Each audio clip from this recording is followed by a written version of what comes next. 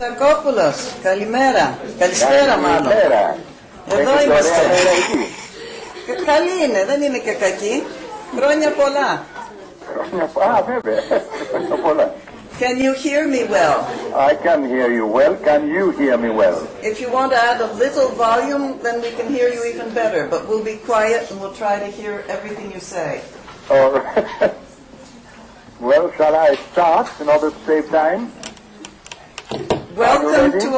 Welcome to our class on modern Greek drama. We're thrilled to be speaking to you. This is a real treat for us, and we have questions, and we want to make sure that you can hear us and we can hear you. We're recording, you know that. Yes. Yes, and you are allowed to record. Yes. I hope it's a loud recording so that you can have a copy and enjoy hearing everything again in the future. Yes, I'm going to pour some whiskey into my coffee. Yes. I wish we had whiskey to offer you. It's hard to do that at long distance. Would you like to say something before we start the questions? We're listening to you. Yes, I have prepared. I'm writing since this morning answers to the questions you send me. I don't know whether you would like me to read the answers, and so after my answers you can ask me new questions on my answers. We want to hear you as much as possible, so All I think right. you should start, and then we will have... I'm starting. You're to starting. save time and faith, I decided to change the order of the agenda, not strictly set by Dia's questionnaire, so that I can clarify matters vice versa and start from the end. Although I call the Prelapse of the Monarchians a play without a beginning and without an end. So I start with Jack Zeiter's question. He says, what inspired me to write this play? Well, the answer is not simple. The reason lies in a very unhappy incident, a nearly fatal self-accident of my life. How do you like all this euphemism and evasions? After this not top secret confession, one has the right to say that Monarchin was I, although he became not I, as he gradually developed into a play. And now for my second open confession. Writing the play saved my life from a new desperate attempt. It made me see the funniest part of my dilemma, or the funny side. I cannot read my own writing. Monarchin made me realize that a second coming is better than any second going. Yes, I owe a lot to Monarchin, writing about him while I must also confess drinking with him. Have you heard what I said? We're laughing. To quote or misquote my hero, let's say à la manière of Monarchin, drinking is at my first confession together with my first answer to Jack,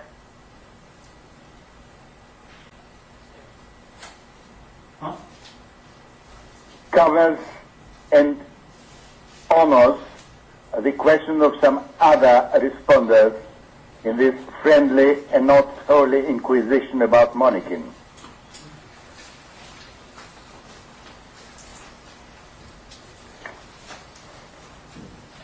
How did he conceive the idea for a play as cerebral as the Prelapse of the Monarchin?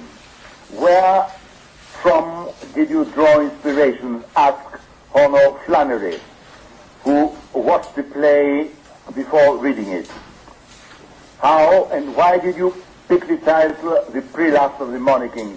Asked Jeff Youngie, or Youngie, who, unlike Ono, read the play as it is his practice before watching the video, while Taylor Stigler, who prefers reading Monarchin to watching him, at where did I draw my biggest influence from. Playwriting unwise, Samuel Beckett perhaps, although my first naughty mentor was Willie, Hamlet's father. I used to read and play for years together with an English friend of mine almost all Shakespeare's major roles, as well as the Vladimir and Dragon. Aside end here. Bess Supanuzotti, who also thinks best to read the text and then to view it on DVD, wonders how I managed to keep the audience engaged throughout such a long monologue. What else can I say to Bess than thank you? This was the best compliment I had up to now. I always thought better to be engaged until eventually got happily married to my cousin Marina.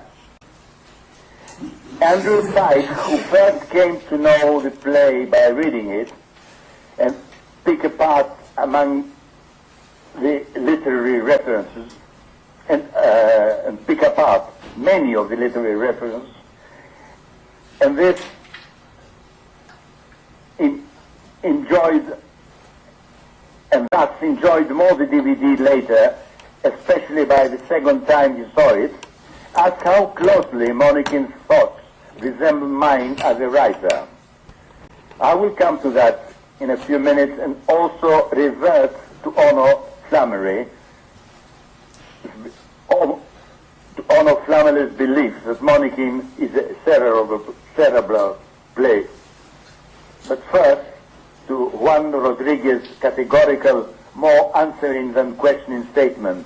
This is an extremely personal play, a statement which covers the whole primordial question of Monikin's creation.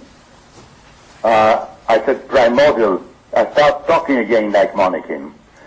How much, if at all, asked Juan after his statement, is Monikin's train of thought influenced by your own views on spirituality, life, society, and popular culture? There's the rub, as Monikin says, together with Hamlet.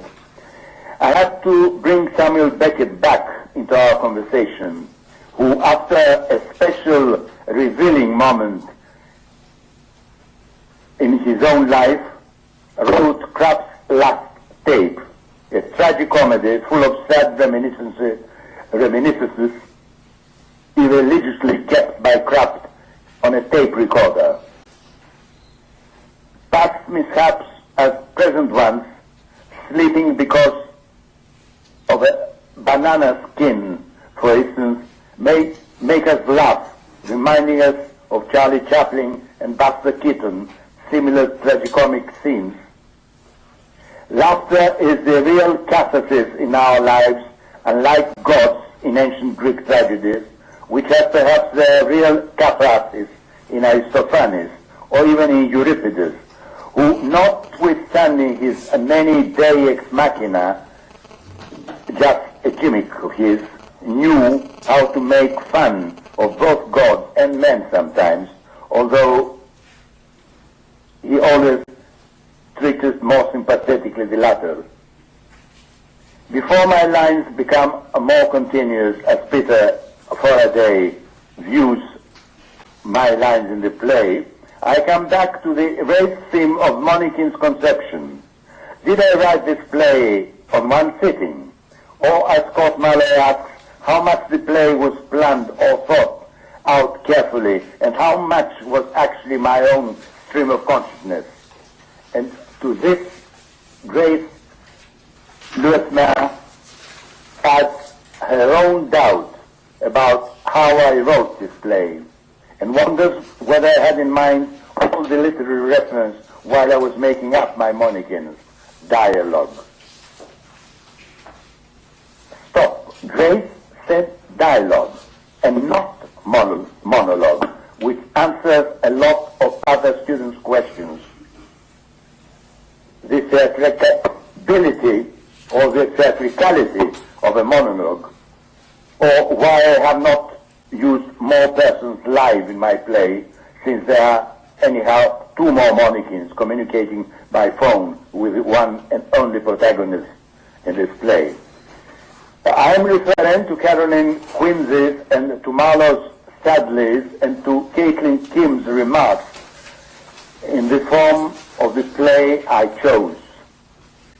All of them, as far as I remember, enjoyed reading the play or after watching the DVD, and that should be sufficient to me. But I should like to take this opportunity to make a remark which I consider crucial. It is the content of each play which determines the number of the actors. And a monologue is a continuous dialogue, not with one person or idea or two or three, which may make it transform it into a triangle log. But even with a cast of 1,000 persons or ideas, have you ever thought how many persons, pictures or ideas pass through our minds every minute, awake or asleep?